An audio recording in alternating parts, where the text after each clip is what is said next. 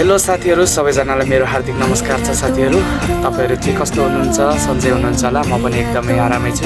र हामीले जुन काम गरेको थियौँ श्रमदान अभियान भनेर हामीले काम सञ्चालन गरेको थियौँ र त्यो कामबाट चाहिँ के कामहरू भयो अहिलेसम्म र अझै के हुनु बाँकी छ भनेर म आज तपाईहरुलाई देखाउँछु है। सुरुमा चाहिँ म आज हाम्रो श्रम अभियानको कामहरू हेर्नको लागि घरबाट निस्केँ र हल्का हल्का पानीहरू पनि परिरहेको थियो।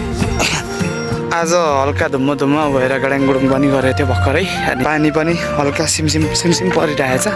यो माथि देखेको डाँडा चाहिँ यो चाहिँ पाथिभरा मुकुमलुङ पर्छ। यो चाहिँ हाम्रो डुम्रिसेको डाँडा टोल। र म त्यहाँनिर पुग्दाखेरि चाहिँ धुमधामको साथ त्यहाँनिर श्रमदान अभियानको लागि कामहरू भइरहेको थियो र हाम्रो श्रमदाताहरूसँग मैले त्यहाँनिर भिडियो बनाएँ थोरै। त्यहाँनिर पुगेर हामीले एकैछिन हाम्रो श्रमदाताहरूसँग हाँस्दै खेल्दै रमाइलो गऱ्यौँ।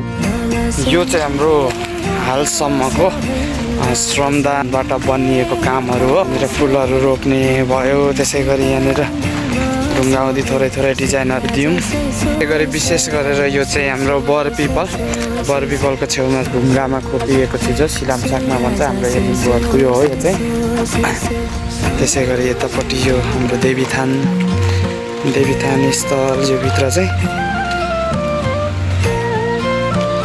आज चाहिँ हामीले यो काम सञ्चालन गरेको लगभग 1.5-2 महिना भयो। 1.5-2 महिनामा चाहिँ यतिको कामहरू भएको छ र यो अझै धेरै हामीले काम गर्नुपर्ने छ। यसमा यो ढुङ्गाहरूमा अझै धेरै कलरहरू डिजाइनहरू दिनुपर्ने छ र त्यसमा रेलिङहरू पनि राख्नुपर्ने भन्ने छ। जति सकेको हामीले आर्थिक अवस्थामा भयो भने हामीले त्यसलाई पनि फेरि सञ्चालन गर्नेछौँ, त्यसलाई पनि फेरि निर्माण गर्ने नै छौँ।